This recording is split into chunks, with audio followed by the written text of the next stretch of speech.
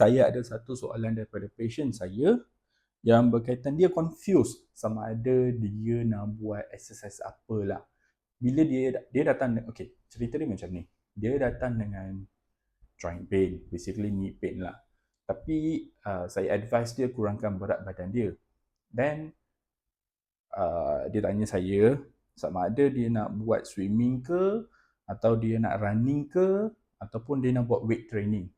So 3 exercise ni yang paling common sekali lah, yang paling common. So video ni kepada sesiapa yang ada sakit lutut ataupun sakit shoulder, tak kisahlah whichever joint pain that you do have, please share this video because this video is for you.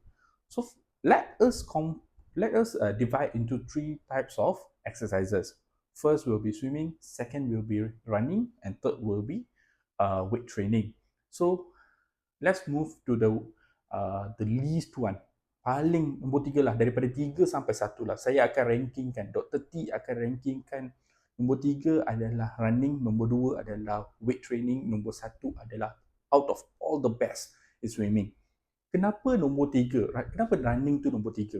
Okay, running kita divide lagi. Sama ada walking, jogging, atau running, atau skipping, atau melompat-lompat.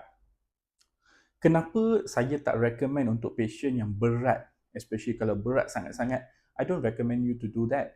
Why? Because, see, if you run, your weight 5 kali ganda will be on your knee joint. Will be on your knee joint, each side, you know.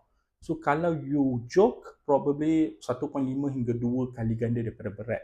Kalau you melompat-lompat, skipping, is probably 7 to 8 times. So, you putting pressure on your knee. So that's why a lot of runners ataupun berat badan you tinggi, you ada wear and tear, cartilages, meniscus dan sebagainya. It's not good. Alright? So kurangkan berat badan dulu secara you do brisk walk. After that you kurang berat badan, calorie deficit dan sebagainya, then you kurang berat badan, then you can start to run or start to jog and everything lah. Don't do that one first. Okay? Number 2, we talk about weight training.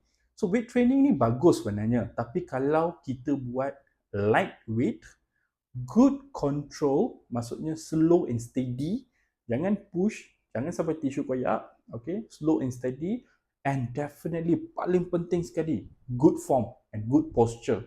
Kalau you punya posture salah, then you messed up.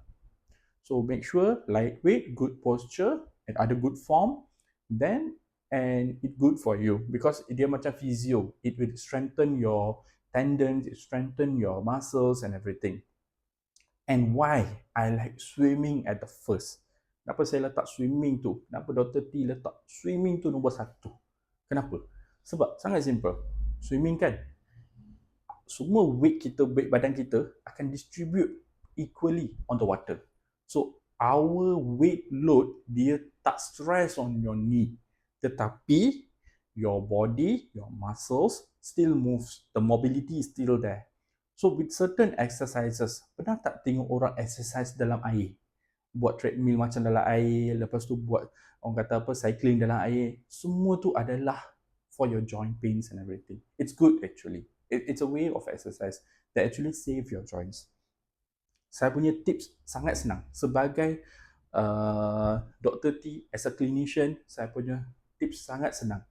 My rule is only one. If your knee ataupun your joint hurts more than 24 hours after that exercise, don't do it. It's not for you. Don't do it.